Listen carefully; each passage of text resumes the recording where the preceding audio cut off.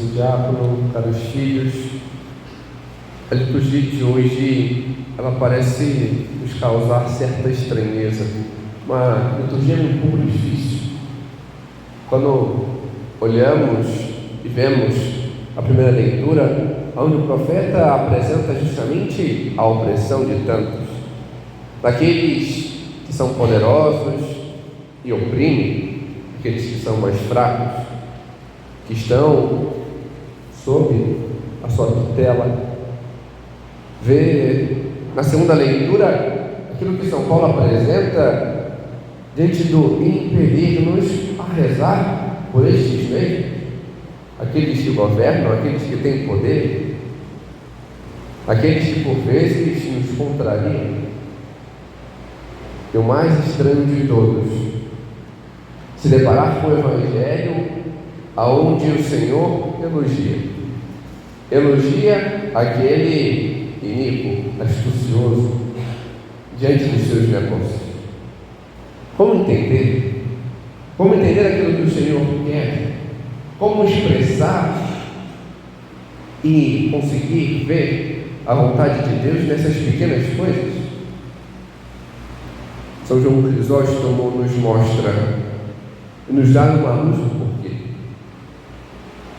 E ele nos mostra isso fazendo-nos entender que todos nós somos administradores. E como entender isso?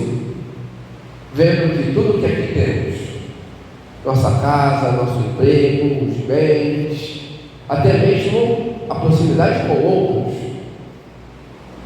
nada disso é nosso. E é isso que temos que ter consciência. Somos administradores. Tomamos conta daquilo que não é nosso. E chegado um tempo, prestaremos conta daquilo que fizemos. Todos prestarão conta. E é isso que devemos entender diante desta dinâmica, daquilo que o Senhor nos apresenta nessa liturgia. Mas, ainda assim, poderíamos colocar, porque o nosso Senhor fala, talvez, tão fortemente do contrário. É fato, é contrastante ver como o nosso Senhor começa. Primeiro, apresentando um administrador iníquo e elogiando a ele, mostrando aquilo que ele o faz. E vemos na primeira leitura, por vezes maltrata, explora, vendo seus pecados, as suas más qualidades, a sua soberba, a sua ganância, tudo aquilo que depois o Senhor mesmo apresentará no Evangelho. São os filhos deste mundo, os filhos do século. Mas o que devemos entender? Um dos padres da igreja, Teofilacto, diz que estes são aqueles que buscam os bens terrenos, são aqueles que colocam a sua riqueza aqui. Vemos isso quando olhamos para trás. Vemos que nosso Senhor, Ele foi nos encaminhando até chegar aqui. Nosso Senhor, Ele mostrou que nos chama, mostrou o caminho, mostrando a lei, mostrou quem nós somos, mostrou os nossos erros e como buscar isso. A cada domingo, nosso Senhor, Ele foi nos ensinando este caminhar de ensinamento, até chegarmos hoje para entender aquilo que Ele quer. E o que Ele quer é que não estejamos presos a estas vaidades. Estes são aqueles que são daqui, que colocam sua riqueza no hoje, que buscam aquilo que é superficial. É fato. Nosso Senhor parece elogiar dizendo que são prudentes. Mas existem dois tipos de prudência. A Sagrada Escritura apresenta dois modos. Quais são? O primeiro, tirado do livro dos Provérbios, onde o Senhor mesmo apresenta que Ele dispôs o céu e a terra com prudência. Ele colocou e ordenou todas as coisas com prudência, ligado ao bem, ligado a buscar aquilo que é virtuoso. Esta é a virtude. Mas existe outro, apresentado no capítulo 3 do Gênesis, quando vai colocar quem é a serpente e qual a qualidade que a coloca. Ela é prudentíssima, ela é astuciosa, ela sabe como orquestrar as coisas para conseguir a sua vontade. E é esta prudência que o Senhor utiliza para apresentar aquele administrador iníquo. Ele é astucioso, ele sabe como maquinar, como orquestrar. E por isso, Santo Agostinho comenta que estes preocupam-se em e o porquê eles são prudentes? Porque eles se preocupam a procurar as coisas para o seu futuro. E por isso é elogiado. É fato que o futuro dele, ele coloca como algo terreno. Ele não se preocupa com o eterno. E diante da sua lógica, o Senhor o elogia, porque ele busca as coisas para o aqui, o seu futuro. Isso mesmo o Senhor apresenta no Evangelho, quando diz: olha, ele está ali e não, eu tenho que ver quem vai me receber depois. Ele age com certeza. Mas devemos entender bem aquilo que o Senhor mesmo alerta para nós, que nós não devemos ser assim. E por isso, no Salmo, ouvimos esta resposta: louvai o Senhor que eleva o pobre. E quem é este pobre? Aquele que é desapegado, aquele que busca o Senhor, aquele que é Ele quem eleva. Nós devemos ser como estes, aqueles que sabem se desapegar das coisas do século, para buscar a verdade, para buscar os bens eternos e não aquilo que passa. Nós devemos ser verdadeiramente prudentes, como apresenta o livro dos Provérbios, e preocupar-nos com o nosso futuro, não um futuro para amanhã, para daqui a 10 anos, mas um futuro eterno. O nosso maior bem, quando formos prestar contas desta nossa administração. Por isso nosso Senhor apresenta isso. Por isso o Senhor quer nos ensinar hoje. E como? Nosso Senhor, Ele não só apresenta as parábolas, mas também aqui faz um jogo, ao dizer: Mamona tes adikaias, ou seja, o dinheiro ou a riqueza injusta. O Senhor, Ele apresenta não algo errôneo diretamente, mas Ele apresenta aquilo, a riqueza do mundo. E por que ela é injusta? Apresenta Santo Ambrósio, porque ela pode levar a esta ganância a buscar somente a ela, a distorcer os fatos. Por isso é injusto. Mas devemos aprender a utilizá-la com retidão, para fazer aquilo que o Senhor mesmo nos diz: usá-la para fazer amigos, saber utilizá-la sem apegos,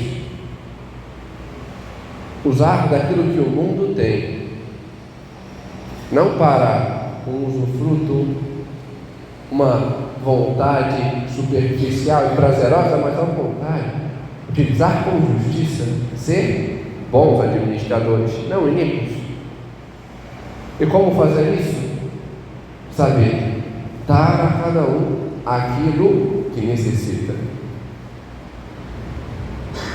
E por vezes não é da riqueza superficial. Tantas pessoas não precisam por vezes de dinheiro, ou por vezes de um alimento, mas às vezes daquilo que talvez seja a nossa maior riqueza e que a gente não gosta de dividir: o nosso tempo. a nossa atenção. Quantas vezes damos atenção ao outro? Quantas vezes paramos para escutar, para amparar, para estender a mão? Às vezes precisamos disso. Dar a cada um, às vezes precisa sim de um prato de comida, mas muito mais da nossa atenção, de um olhar bondoso, de um apoio, e não daquilo que por vezes fazemos, sendo como por vezes a descrição do administrador da primeira leitura, um olhar que julga, um olhar que oprime, às vezes mesmo que sem falar nada. Devemos ter este ato diferencial. E por isso o Senhor, ao mesmo tempo que nos mostra como devemos ser, nos dá uma missão. Uma missão de ir a todos. E talvez começar por aquilo que mais nos contraria, rezando e estendendo a mão por aqueles que nos oprimem, por aqueles que fazem justamente o contrário. E por que fazemos? Porque o Senhor quer a todos. Ele quer se utilizar de nós também para lucrar a estes, para recebê-los.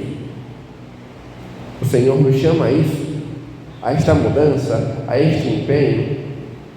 E é fato, eles já vêm apresentando desde o Antigo Testamento, porque por vezes a gente esquece, a gente coloca e vê as coisas como os fariseus, só na letra da lei. Amar a Deus sobre todas as coisas. Eu faço isso, será? Eu sei o que significa. Não tomar seu santo nome em vão.